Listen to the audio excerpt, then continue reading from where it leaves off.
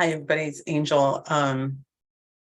Wow, this is my first post in the series that I decided to do, covering my experience. And those of you who follow me or my family and friends and know this story.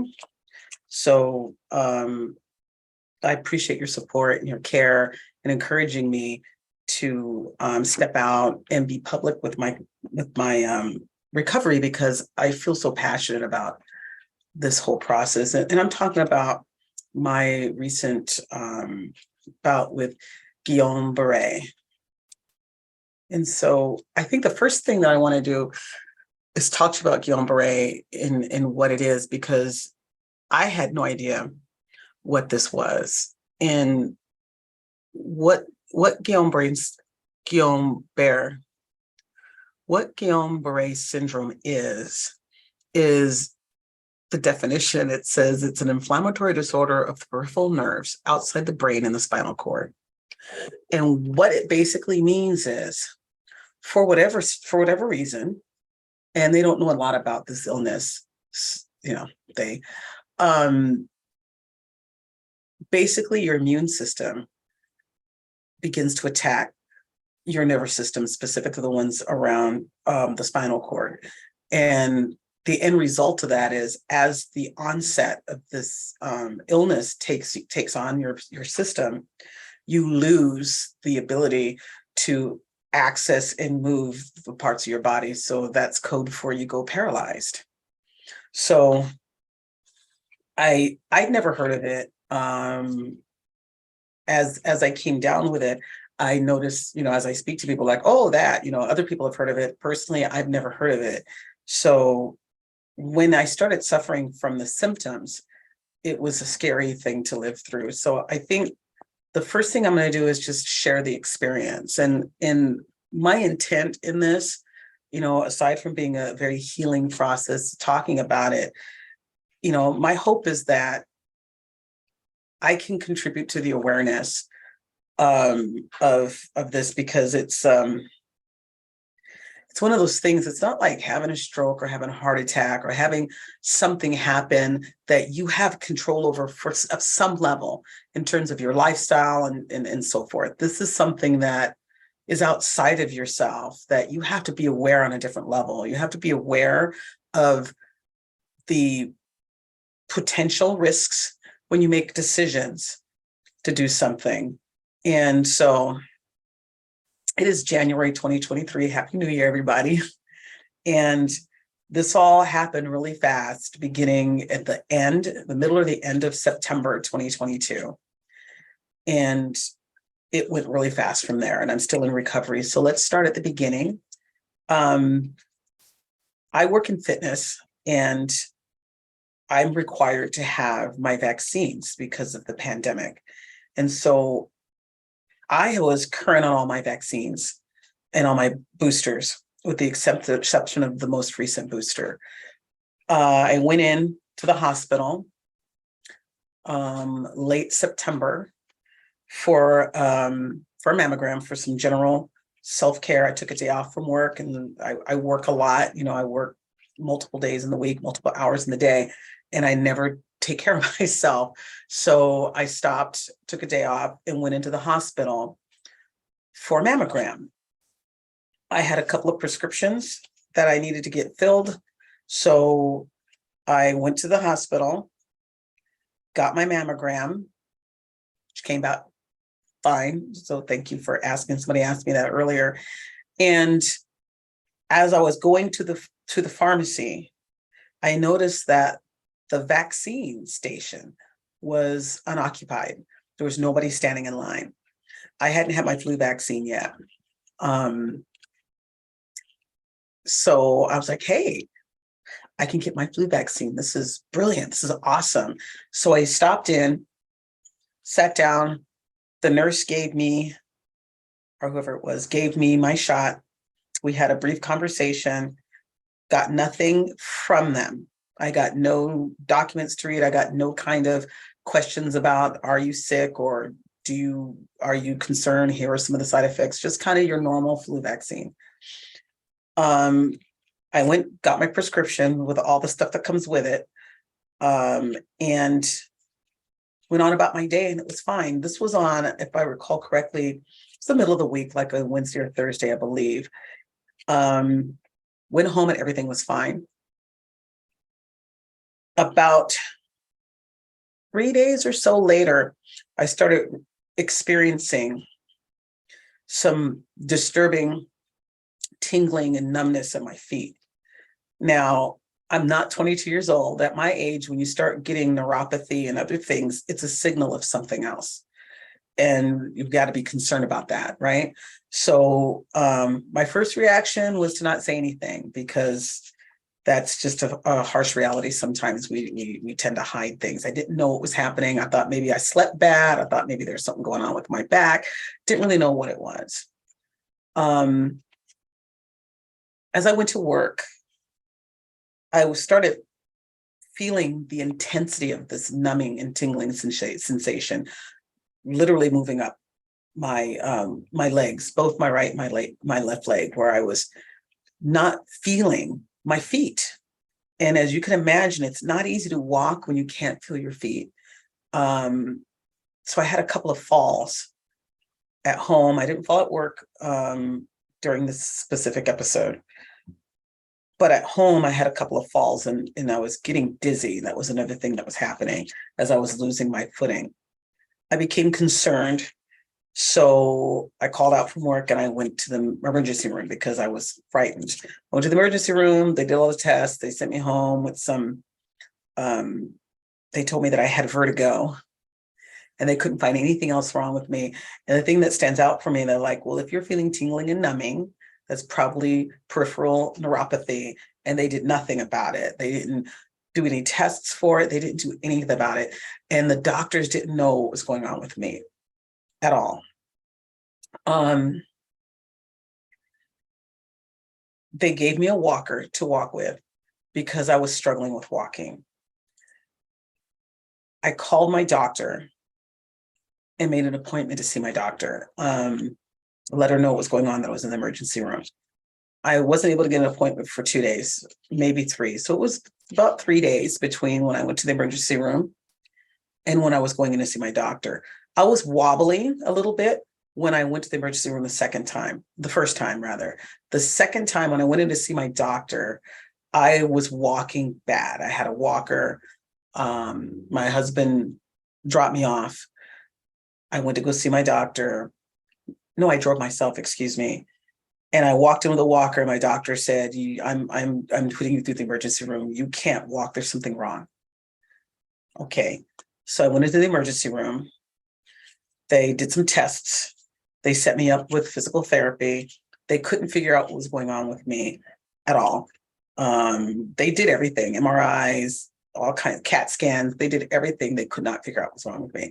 I'm going on a week about, and every day I get up, I'm challenged more and more with my ability to even access my legs, starting with my feet, and it moved up. I had fallen so many times at home that it was clear that my left ankle had rolled it so many times that my left foot was just dangling. I was so frightened. I was talking to my family, I was talking to my husband, and real talk moment. I thought I was on my way out. I didn't know what was happening. Nobody could explain to me what was happening. Nobody could tell me how I was going to get past this. And I did everything I knew how to do, and nothing helped. My oldest sister contacted me. My whole family was calling me because they knew that I was in bad shape, and she urged me out of the bed because I couldn't get out of the bed. The day before I had fallen, I had walked around. I got out of the bed to get some water or something like that. My husband was at work and I'd fallen and I couldn't get up. I spent like 2 hours trying to get up and move around the room and get back on the bed. So when I got back on the bed, I just stayed there. And so part of the reality that my sister was getting me to understand is like, if you're bedridden and you can't move, then your life is going that way. And if that's what you want to do, that's not going to make us happy, but just tell us that that's what you're going to do, and so she urged me out of the bed. She got me to get out of the bed. I got with my neighbor, and my neighbor drove me to the emergency room. And I got to the emergency room. I couldn't walk. They had to wheel me in a wheelchair. So in about a week, maybe less, I went from walking and being able to dance and stand and jump up and down to not being able to walk. I had no access to my body from the waist down. I couldn't feel it. I couldn't move it. It was nothing. I was dead from the waist down. One of the scariest things I can imagine anybody having to face. When I was in the hospital, they had me in the emergency room for a while. They put me in ICU. I'd never been in ICU before. This was the first for me. It was intense being in ICU, where everybody around me was in crisis of some kind. And I've been to ICU before for loved ones, and it was usually their last stop. And that's what was going through my mind was this is my last stop. This is it. I was planning on having the conversation with my daughter because nobody knew what was wrong with me. As I researched, because I've had to research this illness once I knew what it was, I hear that or see that a lot from people who have contracted this illness, this disease. Nobody knows what it is. It never occurred to the doctors the first 2 times that I was in the emergency room to test for this. When I was in the 3rd time, there was a neurologist there that just happened to be there. And I'm going to talk about that because it's an amazing part of the story. But she was there, and she came in with one of her students. Her student was being observed to complete her final testing or what have you. And the other doctor was talking, one of the nurses was talking, and I was kind of responding. And this neurologist looked at me and said, I know exactly what this is. I have to do some tests to confirm what it is. I believe that you have Guillain-Barré, which I had never heard of. So I'm like, okay, what does that mean? She says, that's what it is, and that's what it looks like it is.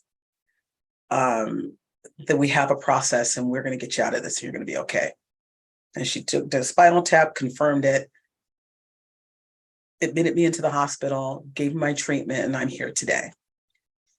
The thing about Guillain-Barré is that, as I said at the start of this video, it for some reason, it takes on your extremities, your feet and your hands, because the tips of my fingers were starting to go.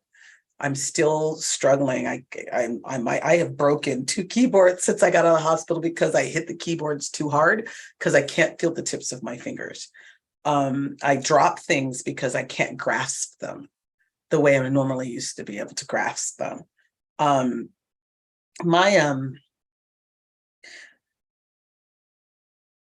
My luck and my blessing in this whole conversation is that I was diagnosed and treated before it got past my waist. And most of the time when people contract this, before they are even treated, it takes over their body such that it has to run its course. And eventually it does release the body if you survive the whole process. And it goes all the way up to the head, and then it travels back down, and it affects all the muscles that the nervous system communicates with, which includes the muscles that create the energy for you to breathe. Your heart, all of that stuff is affected by this. And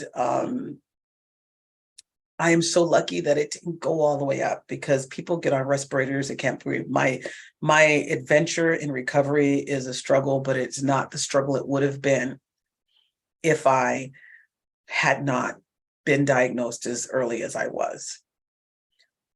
And, that's a lot of information. I have more to share. I'll share my experience at this point, and then I'm going to be sharing with you my recovery, because the recovery has been an adventure in and of itself.